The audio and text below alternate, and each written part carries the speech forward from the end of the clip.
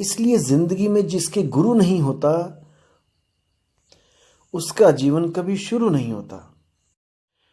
एक बार अकबर ने बीरबल से पूछा कि हे बीरबल, क्यों भारत में ये गुरु प्रथा चलती है? क्यों तुम लोग हमेशा गुरु पर ज़्यादा जोर देते हो? अल्लाह ने सबको बराबर बनाया है, इसलिए मुझे नहीं लगता कि गुरु की कोई ज़िंदगी में आवश्यकता होती है। बीरबल उस वक्त तो खामोश रहा, लेकिन उसने महाराज से कहा कि महाराज, आप ऐसा करो, मुझे 5 साल का समय दो, मैं आपको बताऊंगा कि गुरु की ज़रूरत क्या होती है। तो क्या हुआ, 2 बच्चे पैदा होते हैं।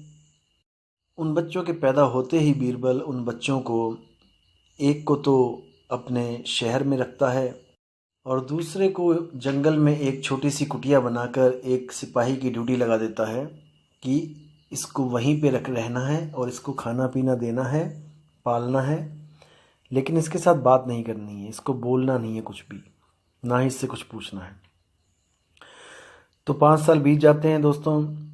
5 साल 6 साल के बाद जब वो बच्चे राज दरबार में बुलाए जाते हैं तो एक बच्चा तो बहुत तालीम के साथ राजा को सलाम करता है और उसकी गुणगान करता हुआ उसको प्रणाम करता है, बाकियों का आदर मान करता है। लेकिन जो जंगल वाला बच्चा होता है वो आके जानवरों की तरह हरकत करता है, उसको बोलना कुछ नहीं आता होता क्योंकि कभी बात नहीं की होती किसी से।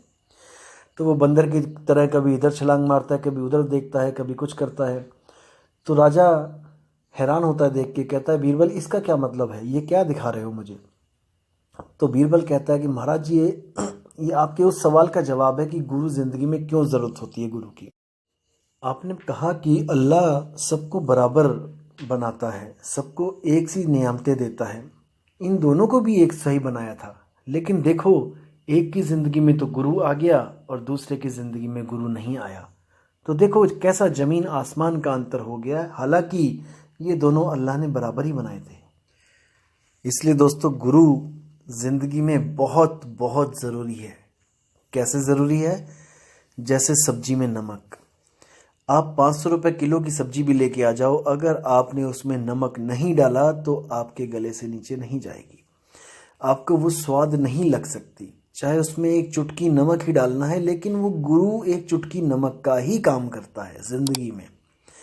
बिना गुरु के जिंदगी बेस्वाद होती है, चाहे वो कोई भी क्षेत्र है।